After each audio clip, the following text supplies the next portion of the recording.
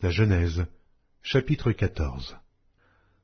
Dans le temps d'Amraphel, roi de Shinéar, d'Arjoc, roi d'Élazar, de Kerdolaomer, roi d'Élam, et de Tidéal, roi de Gojim.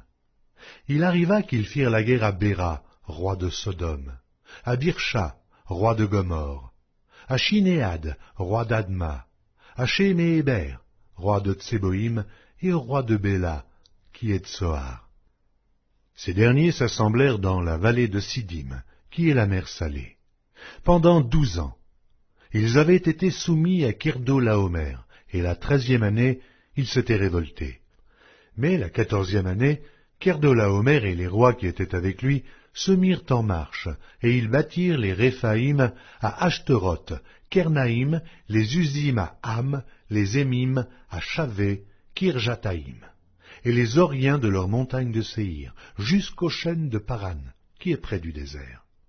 Puis ils s'en retournèrent, vinrent à Amishpat, qui est Kadès, et bâtirent les Amélécites sur tout leur territoire, ainsi que les Amoréens établis à Hazatson Tamar. Alors s'avancèrent le roi de Sodome, le roi de Gomorre, le roi d'Adma, le roi de Tseboïm et le roi de Béla, qui est de Tsoar, et ils se rangèrent en bataille contre eux dans la vallée de Siddim. Contre Kerdolaomer, roi d'Élam, Tidéal, roi de Gojim, Amraphel, roi de Shinéar, et Arjoc, roi d'Élazar, 4 rois contre 5. La vallée de Siddim était couverte de puits de bitume.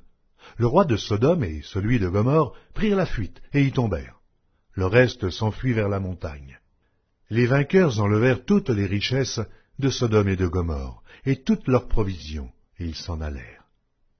Ils enlevèrent aussi avec ses biens Lot, fils du frère d'Abram, qui demeurait à Sodome, et ils s'en allèrent.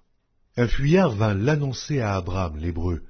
Celui-ci habitait parmi les chênes de Mamré, l'Amoréen, frère d'Eshcol et frère d'Aner, qui avait fait alliance avec Abram. Dès qu'Abram eut appris que son frère avait été fait prisonnier, il arma 318 de ses plus braves serviteurs, nés dans sa maison, et il poursuivit les rois jusqu'à Dan. Il divisa sa troupe pour les attaquer de nuit, lui et ses serviteurs. Il les battit et les poursuivit jusqu'à Shoba, qui est à la gauche de Damas. Il ramena toutes les richesses, il ramena aussi Lot, son frère, avec ses biens, ainsi que les femmes et le peuple. Après qu'Abram fut revenu vainqueur de Kerdolaomer et des rois qui étaient avec lui, le roi de Sodome sortit à sa rencontre dans la vallée de Shavé, qui est la vallée du roi. Melchisédek, roi de Salem, fit apporter du pain et du vin. Il était sacrificateur du Dieu Très-Haut. Il bénit Abram et dit, « Béni soit Abram par le Dieu Très-Haut, maître du ciel et de la terre. Béni soit le Dieu Très-Haut qui a livré tes ennemis entre tes mains. » Et Abram lui donna la dîme de tout. Le roi de Sodome dit à Abram, « Donne-moi les personnes et prends pour toi les richesses. » Abram répondit au roi de Sodome, « Je lève la main vers l'Éternel, le Dieu Très-Haut, maître du ciel et de la terre.